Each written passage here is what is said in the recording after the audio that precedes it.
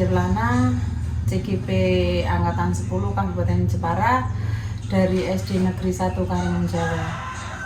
Di sini saya bersama Bapak Sutarman SPD selaku Kepala Sekolah SD Negeri 1 Karimun Jawa. Assalamualaikum Pak Tarman. Waalaikumsalam. Pripun kabare Pak? Alhamdulillah sehat selalu Bu Ani. Alhamdulillah ya Pak. Jenengan juga sehat selalu. Alhamdulillah seperti yang jenengan lihat seperti ini ya Pak. Di sini saya itu ingin menanyakan beberapa pertanyaan kepada Bapak mengenai permasalahan yang ada di tempat jenengan ini Pak. Permasalahan yang ada di tempat kerja jenengan. Yang pertama. Jenengan juga kan? Oh nggih. Nggih Pak. Ya. Terus yang pertama ya Pak nggih. Apakah Bapak pernah menjumpai sebuah kasus di sekolah yang jenengan tempati sekarang ini mengenai dilema etika Pak? Oh gitu, ya Bu Ani. Jadi tentu saja ada di antaranya ini ada diberikan contoh begitu? Iya, monggo. Ketika di rumah salah satunya kebetulan yang jenengan jalan ini Bu, di program CGP itu sebetulnya merupakan dilema etika. Iya. Nah sementara kan itu semuanya benar, semuanya bagus, ya. Dari CGP itu kan memang sangat diperlukan sebagai guru. Namun di sisi lain kan kalau Karimun itu meninggalkan Pekerjaan anak-anak, itu ya itulah yang merupakan salah satu permasalahan adanya etika dilema itu. Seperti itu. Salah Berarti satunya, pada ya. saat saya dan teman-teman meninggalkan pekerjaan Ya, gitu, ya, Pak, tapi itu ya kita termasuk tetap mengambil keputusan untuk mengizinkan. Yang seperti itu nih Pak. Ya. Ya. Untuk pertanyaan selanjutnya ya Pak. Ya. Ya. Selama ini bagaimana Bapak menjalankan keputusan pengambilan di sekolah jenengan, terutama untuk kasus-kasus di mana ada dua kepentingan yang sama-sama benar atau sama-sama mengandung nilai kebajikan Pak? Oh ya. Di dalam mengambil keputusan yang berkaitan dengan permasalahan yang sama-sama benar atau di situ muncul dilema etika, itu saya yang pertama tentu saja menganalisa permasalahan itu dulu.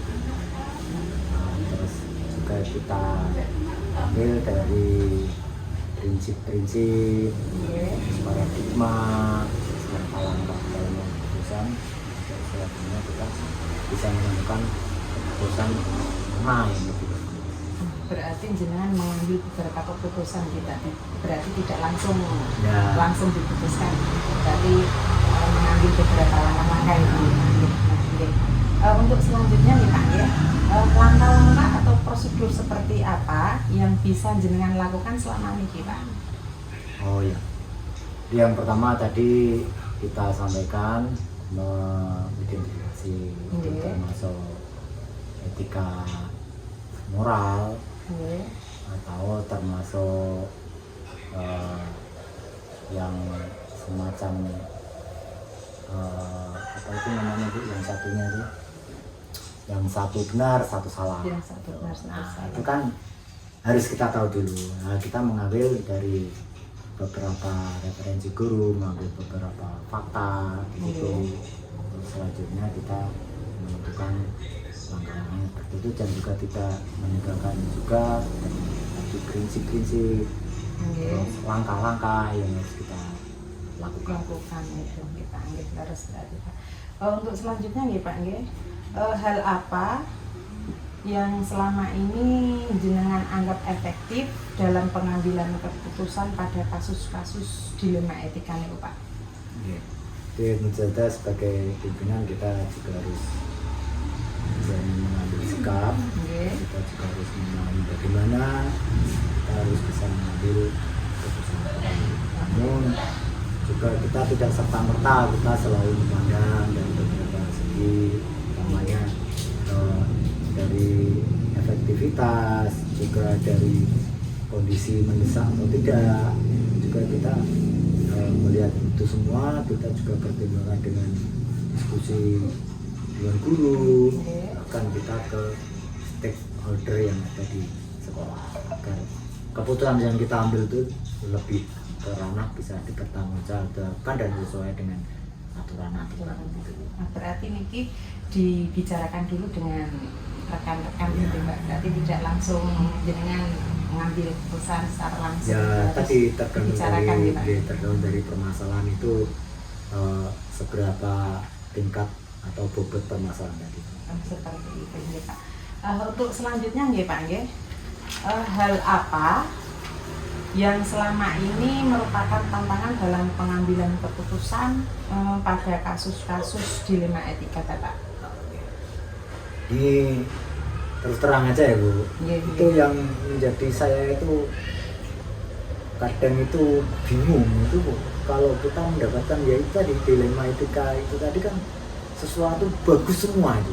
Kalau saya memutuskan ini, permasalahan yang ini gimana, cuma kita tetap selalu mempertimbangkan untuk apa, kepentingan yang muaranya di lembaga atau khususnya ke kebutuhan anak itu yang lebih kita tekankan ke sana. Artinya kalau saya harus memutuskan begini gimana ya kan, itu tadi semuanya bagus. Seperti contoh tadi kan CGP itu kan, nah, kalau kita tidak mengizinkan sementara itu adalah pengembangan atau inovasi guru, tapi kalau tidak, nah itu loh contohnya kayak seperti itu tantangannya kan. Tantangannya seperti itu tentang CGP juga itu nggih, salah Pak. satunya Itu saja termasuk itu ya. kendala Kan juga. waktu kita mau memutuskan jenengan itu tak izinnya apa enggak, terlepas juga sudah diizinkan dari kepala dinas, tapi kan kita juga bingung gitu loh. Iya Lek, harus diizinkan ya Pak. Nah, akhirnya kita kan memilih yang terbaik lah. Yang terbaik, Karena semuanya nanti kan CGP juga kan muaranya ke sana. Nggih, begitu nih Pak. Nggih, untuk selanjutnya nih Bapak, apakah jenengan memiliki tata kala atau jadwal tertentu dalam menyelesaikan kasus etika dilema? Terus apakah jenengan langsung menyelesaikan di tempat atau memiliki jadwal untuk menyelesaikannya? Bentuknya ya Pak, bentuknya itu prosedur seperti apa yang jenengan jalankan? Oh gitu. Jadi dalam mengambil keputusan itu kita selalu merujuk dari permasalahan itu sejauh mana kepentingan. Sehingga kalau dirasa itu lebih kompleks, itu juga kita memerankan pihak lain, itu di dalam hal ini adalah diskusi guru dan dengan yang lain. Jadi kalau memang kita harus bersama-sama, itu tentu kita jeda waktu atau alokasi waktu jadwal. Berarti di jadwal Pak, ada jadwal tertentu untuk itu Pak. Selanjutnya ya Pak, adakah seseorang atau faktor-faktor apa yang selama ini mempermudah atau membantu jenengan dalam pengambilan keputusan dalam kasus dilema etika itu Pak? Ya, di setiap mengambil keputusan yang terkait dengan itu, saya sampaikan tadi kan kita kadang itu bingungnya itu gini loh, sama-sama bagus gitu kan. Kalau ini gimana, kali ini ya akhirnya kita ada semacam sharing dengan teman-teman guru, terus juga dengan bila perlu dengan komite, dengan bahkan dengan wali murid, karena semuanya itu kan muaranya di sebuah lembaga pendidikan kita itu kan wali murid, jadi seperti itu. Berarti berkoordinasi dengan semua pihak, gitu. Tidak dengan rekan saja, tapi mereka dengan komite dan wali murid juga itu Pak. Itu Pak, terima kasih. Oh masih ada satu lagi deh Pak. Masih ada satu. Yang terakhir nggih Pak nggih. Dari semua hal yang telah disampaikan, pembelajaran apa yang dapat jenengan petik dari pengalaman Anda mengambil keputusan dilema etika itu Pak? Oh gitu. Jadi yang jelas kita mendapatkan nilai-nilai positif, Oke. kebijakan-kebijakan, Oke. kemudian kita mendapatkan bagaimana untuk prinsip-prinsip pengambilan keputusan yang benar berdasarkan aturan, terus paradigma yang mana yang semestinya harus kita pakai sebagai bentuk untuk menentukan keputusan. Keputusan tersebut itu ya Pak. Seperti itu pertanyaan dari saya Pak. Semoga kita bisa melaksanakan dengan sebaik mungkin ya Pak. Ya.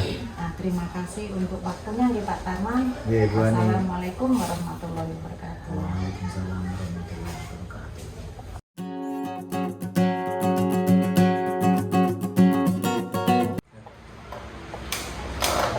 Assalamualaikum warahmatullahi wabarakatuh. Saya Ani Firlana, CGP Angkatan 10 Kabupaten Jepara, dari SD Negeri 1 Karimun Jawa. Di sini saya tidak sendiri. Di sini saya ditemani oleh Bu Vivi dari TK Pertiwi Karimun Jawa, ya Bu ya. Bagaimana kabarnya hari ini Bu? Alhamdulillah baik Bu. Nah, di sini saya akan menanyakan beberapa masalah yang ada di tempat kerja jenengan Bu. Apakah Bu Vivi itu, pertanyaan pertama gitu ya, apakah Bu Vivi pernah menjumpai sebuah kasus di sekolah yang termasuk dilema etika Bu? Iya Bu, saya pernah menjumpai di tempat kerja TK Pertiwi Karimun Jawa. Itu ada kejadian yang ada anak salah satu kelas TKA yang mau diluluskan, gitu. Oh, yang mau diluluskan. Mau ya. Gitu. Selama ini Ibu ya, bagaimana Anda dapat mengidentifikasi kasus-kasus yang merupakan dilema etika atau rujukan moral?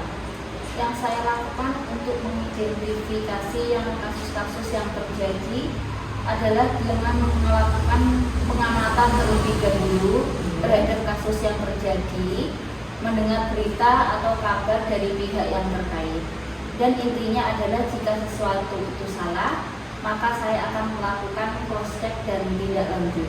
Oh, berarti Bu Vivi tidak langsung menindaklanjutinya gitu. Iya. Berarti Bu Vivi itu mencari informasi terlebih dahulu. Berarti tidak langsung bertindak gitu. Iya. Terima kasih. Untuk yang selanjutnya gitu ya. Iya. Selama ini bagaimana Anda menjalankan keputusan pengambilan di sekolah Anda, terutama untuk kasus-kasus di mana ada dua kepentingan yang sama-sama benar gitu ya, atau sama-sama mengambil nilai kebajikan. Saya akan berdiskusi dengan dewan guru sebagai warga sekolah. Oh, begitu. Iya. Nah, berarti kita Bu Vivi itu tidak melaksanakan sendiri, melainkan Bu Vivi itu akan berkoordinasi dengan rekan sejawat gitu. Terus yang ketiga gitu ya, Iya. langkah-langkah atau prosedur seperti apa yang bisa Anda lakukan selama ini Bu? Yang pertama adalah saya akan mengecek dulu permasalahannya. Yang kedua, menentukan pihak mana saja yang terkait. Yang ketiga, dengan mendiskusikan dengan dewan guru jika menyangkut kepentingan sekolah secara umum. Berarti juga itu mendiskusikannya juga bersama yang pertanyaan yang kedua tadi gitu ya. Terus yang ketiga, ada yang pertanyaan selanjutnya Ibu nggak lipat ya. Hal-hal apa yang selama ini Anda anggap efektif dalam pengambilan keputusan pada kasus-kasus dilema etika? Ya, dengan cara berdiskusi dengan pihak yang ikut yang terkait dengan permasalahannya tersebut dari hati ke hati, agar dalam memudahkan pengambilan keputusan. Seperti itu yang jenengan lakukan gitu ya. Selanjutnya gitu ya. Hal apa saja yang selama ini merupakan tantangan dalam pengambilan keputusan pada kasus-kasus dilema etika di sekitar jenengan? Ketika saya harus memutuskan persoalan yang berkaitan dengan perasaan kasihan pada pihak-pihak di situ, saya terkadang merasa kesulitan. di sini masih mementingkan rasa kasihan Iya. untuk memutuskan suatu Iya. masalah itu sendiri. Nah, kita sebagai manusia kan harus seperti itu, gitu ya. Oke.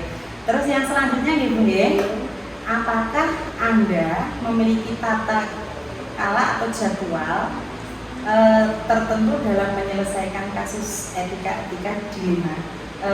Apakah Anda langsung menyelesaikan di tempat atau memiliki jadwal untuk menyelesaikannya? Nah, terus bentuk atau prosedur seperti apa yang Anda jalankan, Bu?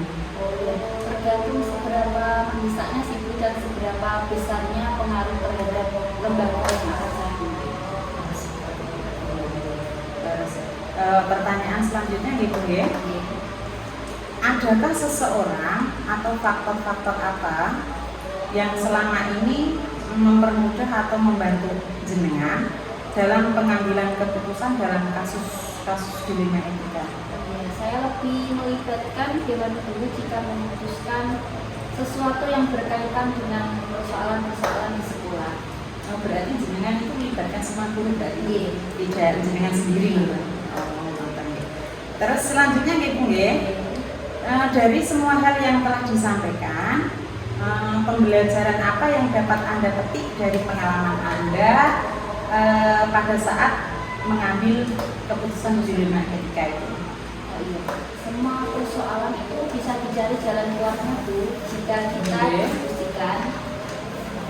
diskusikan secara kebersamaan dengan mengacu pada aturan yang berlaku dan mempertimbangkan dampak baik buruknya. Berarti seperti itu ya. Baik, terima kasih. Semua persoalan bisa dicari jalan keluarnya gitu ya. Jika kita bisa berdiskusi bersama dengan rekan sejawat dengan, tapi ada aturan gitu ya, aturan yang berlaku dan mempertimbangkan dampak baik buruknya itu di mana dampak buruk yang paling minimal kita ambil. Nah, terima kasih Bu Vivi untuk waktunya. Terima kasih sekali lagi. Wassalamualaikum.